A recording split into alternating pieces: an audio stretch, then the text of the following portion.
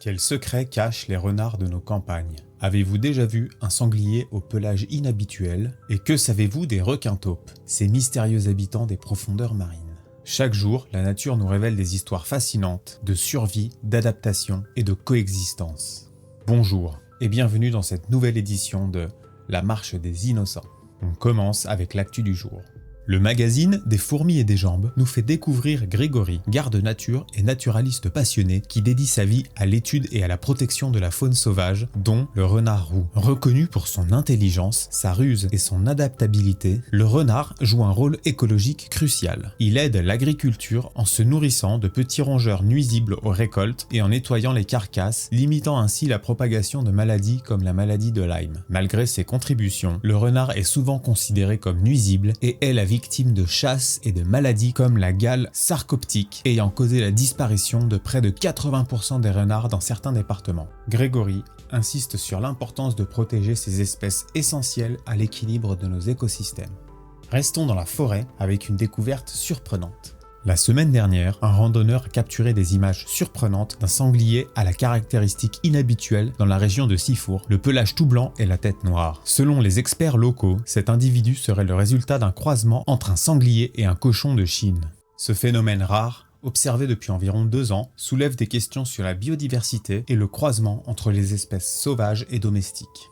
Et en parlant de sanglier, voici une histoire qui réchauffe le cœur.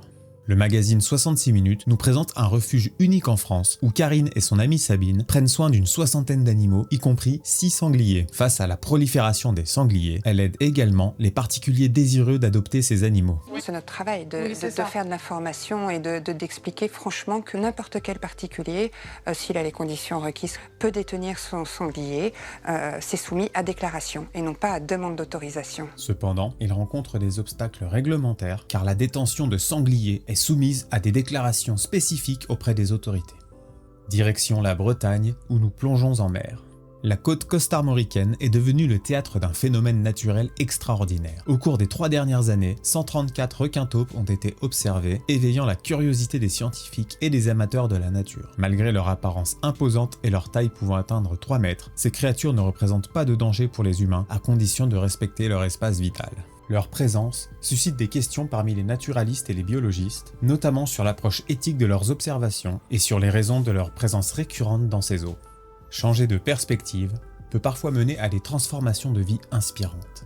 Rencontre avec Jérôme et François, 2 anciens éleveurs reconvertis en gardiens d'animaux pour la fondation Brigitte Bardot. Aujourd'hui, ils témoignent du bonheur de voir ces animaux vivre librement dans les prairies, changeant ainsi leur rapport avec eux. Leur histoire inspire et montre qu'il n'est jamais trop tard pour changer de cap. C'est complètement différent, on va mourir comme nous, tranquillement, de leur belle mort, voilà. Ce serait à refaire, je ferais la même chose.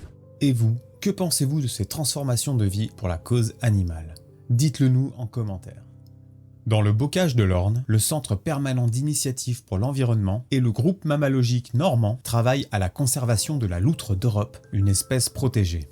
Suite à la triste découverte de 2 jeunes loutrons orphelins, ces organisations se concentrent sur la création de havres de paix. Des actions telles que la tranquillisation des lieux et l'aménagement des berges sont entreprises pour favoriser la présence de l'espèce. L'objectif est de construire un réseau de personnes passionnées et informées, contribuant ainsi à la sauvegarde des loutres dans la région.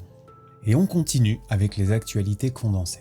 Dans la commune suisse d'Aubonne, la mobilisation citoyenne s'intensifie contre la construction d'un nouvel abattoir. Depuis 2018, des actions de contestation ont suscité un vif débat médiatique. Récemment, une association locale s'est formée visant à contester le projet auprès des autorités cantonales.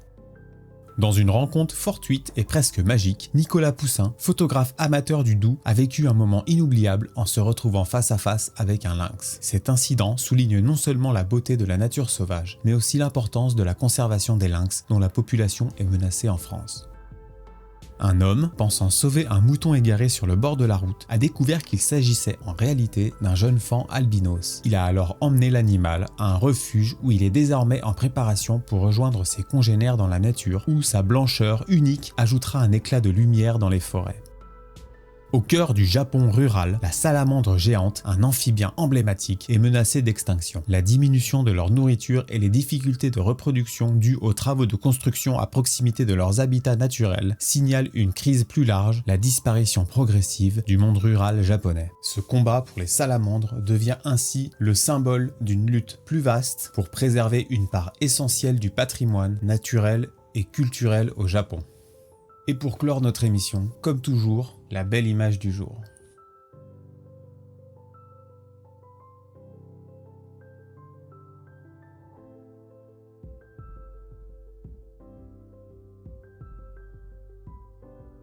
Merci d'avoir suivi cette revue d'actualité. Retrouvez tous les liens en description et rendez-vous demain à 13 h pour un prochain épisode de La Marche des Innocents. Si cette vidéo vous a plu et que vous voulez soutenir mon travail, pensez à la partager, à commenter et si ce n'est pas déjà fait, à vous abonner.